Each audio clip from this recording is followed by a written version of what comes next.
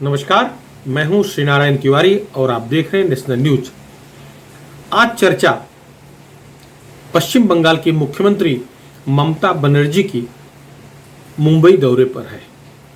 ममता बनर्जी मुंबई आई हैं, उद्धव ठाकरे जी से, मुख्यमंत्री उद्धव ठाकरे जी से मिलना चाह रही थी, उनके स्वास्थ्य के बारे में जानकारी लेना चाह रही थी, लेकिन स्वास्थ्य कारणों से डॉक्टरों द्वारा परमिशन न मिलने से वो नहीं मिल सकी। हाँ, उनके सुपुत्र पर्यावरण मंत्री आदित्य ठाकरे और शिवसेना के मुख्य प्रवक्ता संजय राउत होटल में जाकर के ममता बनर्जी से मुलाकात की। ममता बनर्जी से मुलाकात के बाद वह स्वयं राष्ट्रवादी कांग्रेस पार्टी के सर्वेसर्वा शरद पवार से मिलने सिल्वर ओक अर्थात उनके घर गई, जहां पर बहुत सारे राष्ट्रवादी कांग्रेस पार्टी के नेता आए थे। ममता बनर्जी की मुंबई यात्रा महाविकास आघाड़ी सरकार में आग लगाने का काम कर दिया है। महाविकास आघाड़ी सरकार में 3 घटक हैं।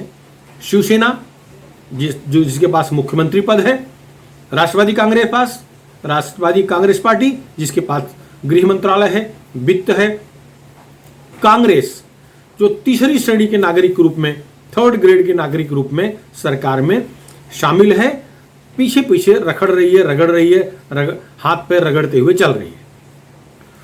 ममता बनर्जी का पहला फोकस, एक तरह से कह लीजिए उनका मुख्य उद्देश्य ही है कांग्रेस खत्म करना। वह प्रधानमंत्री नरेंद्र मोदी के कांग्रेस मुक्त भारत की परिकल्पना को साकार करती दिख रही हैं। बंगाल में, पश्चिम बंगाल में, अपने राज्य में कांग्रेस को डबल अंडा बना दी, वामपंथी पार्टियों को डबल अंडा बना दी, उनके खाते नहीं खुले। वैसे कांग्रेस युवराज राहुल गांधी रणनीति के तहत चुनाव प्रचार करने नहीं गए, चढ़ बढ़ करके पार्टी के उम्मीदवारों के साथ खड़े नहीं दिखे, जिससे ममता बनर्जी की जीत, बम्पर जीत सुनिश्चित हो गई। दरअसल वो चाहते थे भाजपा की सरकार न बन जाए, भाजपा को रोकने के लिए भस्मासुर तैयार कर लिए। ममता बनर्जी कांग्रेस के लिए भस्मासुर बनती दिख रही है। मुंबई आई, यहां भी कांग्रेस का सफाया ही करने की रणनीति पर आई है। जिस तरह से मेघालय में 18 विधायकों वाली कांग्रेस को तोड़ करके 6 विधायकों पर सिमटा दी हैं, मुकुल संगमा के नेतृत्व में वो तृणमूल कांग्रेस में शामिल हो गए हैं। देश में जहां भी लोग नाराज हैं कांग्रेस से, वो तृणमूल कांग्रेस में ले रही हैं। असम, त्रिपुरा, बिहार, उत्तर प्रदेश, गोवा, हरियाणा में कांग्रेसी नाराज नेताओं को, वरिष्ठ नेताओं के, पूर्व अध्यक्षों के, पूर्व मुख्यमंत्रियों को कांग्रेस में ले ली है। अब उनकी निगाह महाराष्ट्र में नाराज कांग्रेसियों पर डोरे डालने की है। वह इसी उद्देश्य से यहां आई है कि जो विधायकों के समूह में नाराज विधायक हैं, नाराज नेता हैं, वो तृणमूल कांग्रेस में शामिल हो जाएं। वह एक तरह से टटोलने आई हैं, देखने आई है कि क्या स्थिति है, और यहां पहुंच करके भी उन्होंने वही काम किया जो वो अपने राज्य में पश्चिम बंगाल में कर रही थी। दिल्ली गई थी, दिल्ली में सोनिया गांधी से मुलाकात तक नहीं की। गोवा में गोवा के पूर्व मुख्यमंत्री, वरिष्ठ नेता, पूर्व प्रदेश अध्यक्ष लुइंजनो फेलेरो को पार्टी में शामिल करा लिया और ऐलान किया कि गोवा में चुनाव लड़ेंगे। आज एक सवाल के जवाब में कहा, यदि कांग्रेस पश्चिम बंगाल में लड़ सकती है तो टीएमसी गोवा में चुनाव क्यों न लड़े? टीएमसी जहां उसकी इच्छा होगी वहां चुनाव क्यों न लड़े? तो एक तरह से कांग्रेस की चुनौती है। दिल्ली में दौरे पर थी, उनसे सवाल किया गया क्या वो सोनिया गांधी से मिलने जा रही हैं। उन्होंने कहा क्या रूल है, क्या संविधान या कानून है कि उनसे हर बार मिला जाए? उनका नहीं मिलना है। खैर उन्होंने लीपापोती करते हुए कहा कि पंजाब में चुनाव चल रहा है, वो बिजी होंगी। ये बात नहीं थी, उनको मिलना ही नहीं है। उनकी योजना नरेंद्र मोदी के खिलाफ, भाजपा के खिलाफ खुद को तैयार करना है। इसी सिलसिले में और देश भर घूम घूम करके माहौल तैयार करने की कोशिश कर रही हैं। महाराष्ट्र भी उसी सिलसिले में आई है। महाराष्ट्र भी वो अपना प्रभुत्व, अपना नेतृत्व स्वीकार करवाने आई हैं और शिवसेना नेताओं ने उनका प्रभुत्व, उनका नेतृत्व स्वीकार कर लिया है। शरद पवार चतुर खिलाड़ी हैं, नरोवा कुंजरोवा इस स्टाइल में जवाब दिए। जब ममता बनर्जी से शरद पवार के सामने पूछा गया, मीडिया वाले पूछा कि क्या आप यूपीए के चेयरपर्सन के रूप में शरद पवार को देखना पसंद करेंगी? उन्होंने सवाल खड़ा कर दिया, सीधा जवाब नहीं दिया। उन्होंने कहा यूपीए है ही नहीं है, कहाँ यूपीए है? तो और शरद पवार को उसमें नेतृत्व प्रदान करने वाले मुद्दे पर कन्नी काट गई, कोई जवाब नहीं दी है। मतलब शरद पवार को अपने अधीनस्थ अपना नेतृत्व बताने आई थी, वो उनका नेतृत्व स्वीकार करें, शरद पवार का नेतृत्व वह स्वीकार करेंगी, ऐसा नहीं है, ऐसा वो नहीं चाह रही है। और शिवसेना के मुख्य प्रवक्ता संजय राउत तो एकदम सरेंडर हो गए हैं। सर्वप्रथम वो अपने उस पहले के आका राष्ट्रवादी कांग्रेस पार्टी सुप्रीमो शरद पवार को प्रधानमंत्री बनाना चाहते हैं, प्रधानमंत्री बनाना चाहते थे, और यूपीए चेयरमैन बनाना चाह रहे थे, चेयरपर्सन बनाना चाह रहे थे। इसके बाद मुख्यमंत्री शिवसेना सुप्रीमो उद्धव ठाकरे को प्रधानमंत्री रूप में देखना चाह रहे थे। अब वो उनकी जीभ से पानी टपक रहा है, अब ममता बनर्जी को प्रधानमंत्री के रूप में देखना चाह रहे हैं, ऐसा उन्होंने जता भी दिया। बंगाल में बंगाल की बाघिन कह रहे हो, और बीजेपी वालों को बंगाल में जो चुनाव प्रचार के लिए गए थे उन्हें गीदड़ कह रहे हैं, सियार कह रहे हैं। ममता बनर्जी बाघिन है। ममता बनर्जी का रिकॉर्ड बंगाल में हिंदू विरोधी छवि है। हिंदुओं के नरसंहार हो रहे हैं, हिंदुओं के संहार हो रहे हैं, मारे जा रहे हैं, दलितों की बस्तियां उजाड़ी जा रही हैं, सामूहिक बलात्कार हो रहे हैं, हत्याएं हो रही हैं। ममता की छवि वहां मुस्लिम परस्त नेता की है। बांग्लादेशी घुसपैठिए, रोहिंग्या घुसपैठियों को संभालने का ठेका ममता बनर्जी ने ले रखा है, ऐसा आरोप बहुत दिन से लग रहा है। पिछले विधानसभा चुनाव में ये सिद्ध हो गया। बंगाल एक ऐसा राज्य है जहां रामनवमी का जुलूस नहीं निकल सकता, हनुमान जयंती नहीं मनाई जा सकती, दुर्गा जी का अगर विसर्जन की तारीख और शुक्रवार एक साथ आ गया तो विसर्जन की तारीख बदली हो सकती है, विसर्जन का दिन बदली हो जाएगा, शुक्रवार में कोई परिवर्तन नहीं आएगा। ये बंगाल है, ममता की यही छवि है। ऐसी ममता को, अब ऐसी ममता बनर्जी के सामने शिवसेना का सरेंडर होना आश्चर्य में डाल रहा है लोगों को। शिवसेना सुप्रीमो मुख्यमंत्री उद्धव ठाकरे बीमार है, अस्वस्थ हैं, ये उनकी राय से हो रहा है, ऐसा मैं नहीं कह रहा हूं। लेकिन जो उनके मुख्य प्रवक्ता संजय राउत सरेंडर किए हैं, जिसको दंडवत हो गए हैं, साष्टांग हो गए हैं, उन पर शिवसैनिक खफा हैं, शिवसैनिकों को पसंद नहीं आ रहा है, क्योंकि ममता बनर्जी की छवि है वो मंच पर कलमा पढ़ने वाली है। मंच पर कलमा पढ़े ममता बनर्जी छवि रही है, हिंदू हत्याकांडों को अंजाम दिलवाने वाली छवि रही है, दलितों की बस्तियां जलाए जाने वाली छवि रही है, बांग्लादेशी रोहिंग्याओं को शरण देने वाली छवि रही है। चुनाव प्रचार के दौरान बंगाल में आए गैर बंगाली भाषियों को बाहरी कहती थी, उनके उच्चारण में बैरी सुनाई पड़ता था, तो वो वहाँ किसी अन्य राज्य के लोगों को आना बर्दाश्त नहीं करती थी, उनके खिलाफ माहौल तैयार करती थी। दिल्ली से आए लोगों को, केंद्रीय एजेंसियों को, केंद्रीय सुरक्षा बल को अशांति का सामना करना पड़ता था, उन्हें दौरा नहीं करने दिया जाता था। ऐसा माहौल ममता बनर्जी तैयार करती हैं, इस तरह का उनके आरोप हैं। नमाज बकरीद का दिन आ जाए, उस समय अगर कोई पूजा पाठ करना चाहे तो नहीं कर देती हैं, इस तरह की छवि है। ऐसे ममता बनर्जी को अगर शिवसेना श्री राम भक्त आदरणीय बाला साहेब ठाकरे के द्वारा स्थापित कट्टर हिंदूवादी पार्टी शिवसेना के प्रवक्ता संजय राउत अगर उनके सामने साष्टांग दंडवत कर रहे हैं तो यह दुर्भाग्य की बात है। दुर्भाग्य है उनका ही नहीं, उनके साथ जुड़े उन सभी लोगों के लिए दुर्भाग्य की बात है जो स्वर्गीय आदरणीय बाला साहब के सपनों को साकार करने के बजाय बर्बाद कर रहे हैं।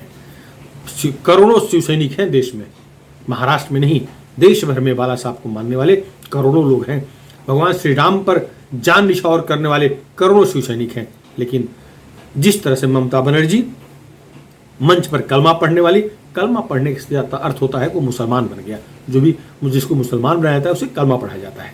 तो कलमा पढ़ के मुसलमान बनने वाली ममता बनर्जी को प्रधानमंत्री बनाने का स्वप्न दिखाने वाले, देखने वाले संजय राउत पर लोग थूक रहे हैं, मखौल उड़ा रहे हैं। और आश्चर्य ये है वह ममता बनर्जी भगवान श्री सिद्धिविनायक दर्शन करने गई हैं। संभव है हाजी मलंग भी जाएं, क्योंकि उनके लिए कुछ कहा नहीं जा सकता। हाजी मलंग नहीं जाएंगी बंगाल में जाकर के उत्तर क्या देंगी, अपने भाइयों को बहनों को क्या उत्तर देंगी, वो एक मुद्दा हो गया।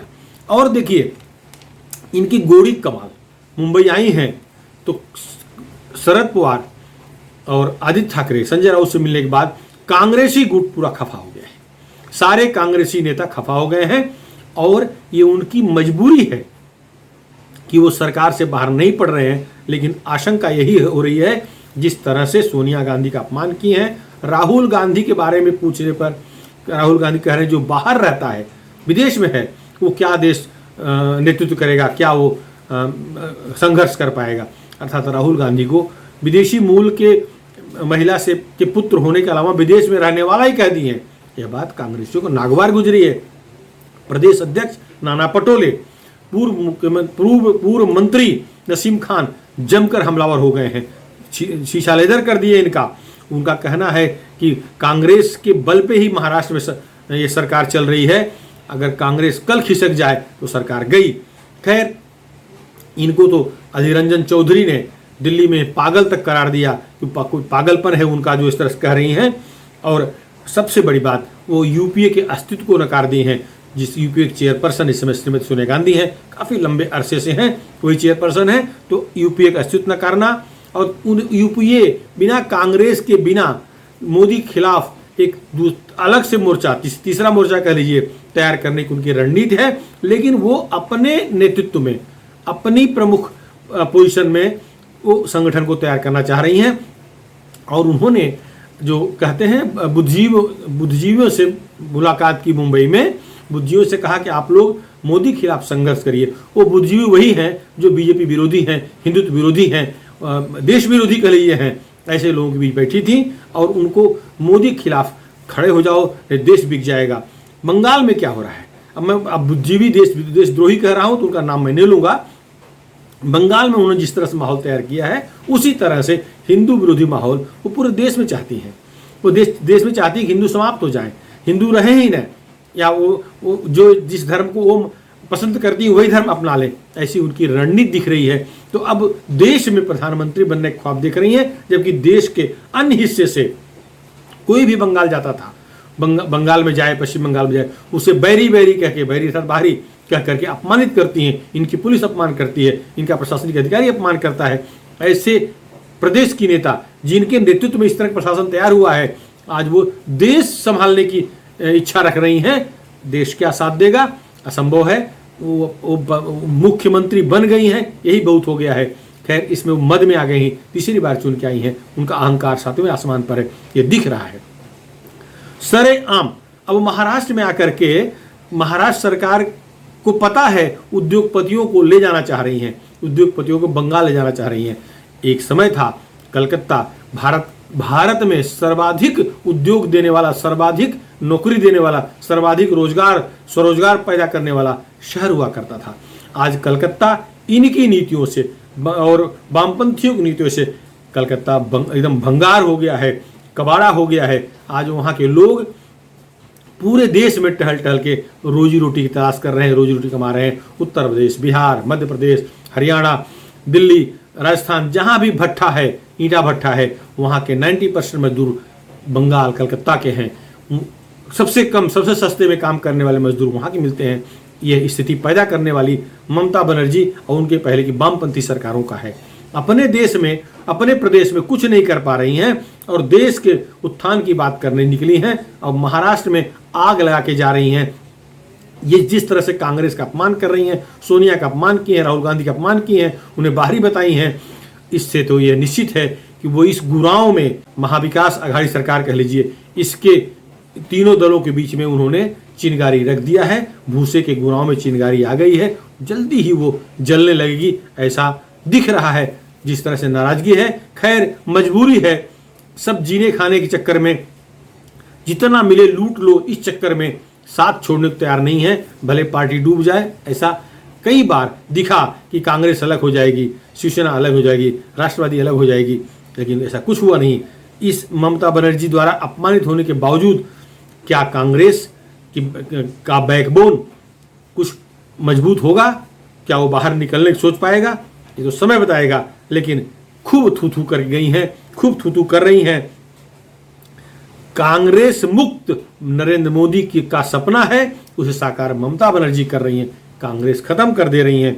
वैसे उनका दावा है अगर क्षेत्रीय दल सब साथ दें उनका, अर्थात उनके नेतृत्व में सारे क्षेत्रीय दल आकर के तीसरी घड़ी में साथ दे दें तो भाजपा को सफाया किया जा सकता है। मतलब वो मान के चल रही हैं कि वो देश को नेतृत्व देने वाली, देश में नेतृत्व प्रदान करने वाली अकेली ही नेता हैं, अकेली ही शक्ति हैं जो मोदी से टक्कर दे पा रही हैं, मोदी को टक्कर दे सकती हैं।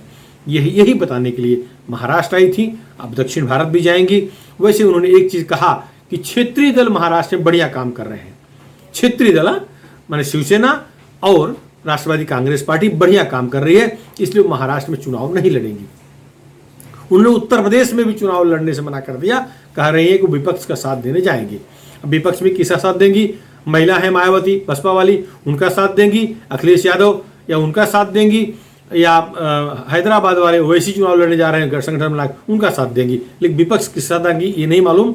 लेकिन जिस तरह से उन्होंने यूपी के मुख्यमंत्री योगी का अपने प्रदेश में अपमान किया है, यदि वहां प्रचार करने जाएंगी तो इनका भरपूर स्वागत वहां की जनता करेगी। अपने मुख्यमंत्री के अपमान का बदला भरपूर लेगी, क्योंकि उत्तर प्रदेश तुरंत उत्तर देने वाला प्रदेश है, तुरंत रिएक्ट करने वाला प्रदेश है, शांति से सुन के लेने वाला प्रदेश नहीं है। तो उत्तर तुरंत देगा जैसे ही पहुंचेंगी। बंगाल में मुख्यमंत्री का हेलीकॉप्टर नहीं उतरने पाया था, केंद्रीय गृह मंत्री अमित शाह को परेशान कर रखी थी। तो ये उत्तर प्रदेश की जनता उत्तर देने के लिए तत्पर है, तैयार है।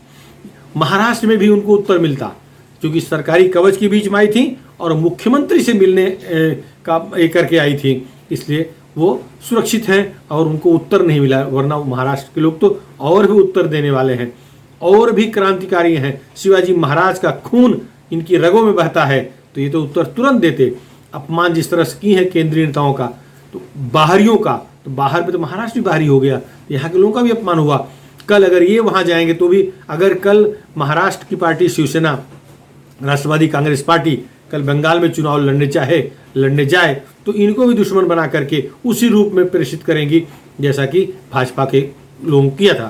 खैर ये समय बताएगा क्या होगा, लेकिन आज महाराष्ट्र उद्योग वहां ले जाने की कोशिश कर रही हैं। जब इन्हीं चक्कर में, इन्हीं कारण नैनो टाटा वहां गया, टाटा अपना उद्योग लगाना चाह रहा था, इसे भगा दिया। इसे मोदी गुजरात के मुख्यमंत्री उस समय थे, अपने प्रदेश में लेकर चले गए। तो ऐसा अपने प्रदेश को जलाने वाली, अपने प्रदेश को बर्बाद करने वाली, अपने प्रदेश के विकास समाप्त करने वाली ममता बनर्जी देश के विकास के बारे में कह रही हैं, देश में प्रधानमंत्री बनने के ख्वाब देख रही हैं, मोदी खिलाफ, भाजपा खिलाफ, एनडीए खिलाफ एक बड़ा मोर्चा तैयार करने के बारे में सोच रही हैं। आश्चर्य है कि अपने को ही नेता बता रही हैं। शरद पवार को नेता बताने से इनकार कर दिया, वो खुद को ही नेता मान रही हैं। अब देखना यह होगा कि श्री राम भक्त उद्धव जी ठाकरे, श्री राम भक्त शिव सैनिक, कलमा पढ़ने वाली ममता बनर्जी के नेतृत्व में तीसरे मोर्चा, जो संभावित तीसरा मोर्चा है, उसमें शामिल होती है शिवसेना या नहीं। शिवसेना का क्या रोल रहता है, राष्ट्रवादी कांग्रेस पार्टी के बारे में तो कुछ कहा ही नहीं जा सकता कि अभी चुनाव बहुत लंबा है, 2024 चुनाव है, तब तक क्या होगा, कैसा होगा। अभी तो राष्ट्रवादी के नेता भाजपा से भी पेंगे बढ़ा रहे हैं, शिवसेना दोषी बनाए हुए हैं। खैर इनके बारे में कुछ प्रेडिक्ट करना, कुछ भविष्यवाणी कहना असंभव है। फिलहाल इस मुद्दे पर इतना ही। आपको हमारा वीडियो कैसा लगा, पसंद आया हो इसे शेयर करिएगा। और हाँ, यदि अभी तक आप हमारे चैनल नेशनल न्यूज चैनल को सब्सक्राइब न किए हों तो सब्सक्राइब जरूर कर लें, जिससे कि हम जो भी वीडियो राष्ट्रहित के संबंध में, राष्ट्रहित से जुड़े मुद्दों पर बनाएं वो आपको तुरंत मिल जाए। एक बात और, यदि आप अपनी राय व्यक्त करना चाहें तो national news channel comment box में जरूर व्यक्त करें। इस पर उद्धव ठाकरे जी के बारे में, ममता बनर्जी के बारे में, शरद पवार जी के बारे में जो भी आपकी राय है ममता बनर्जी के दौरे को लेकर के, वो आप नेशनल न्यूज चैनल के कमेंट बॉक्स में जरूर लिखें। धन्यवाद।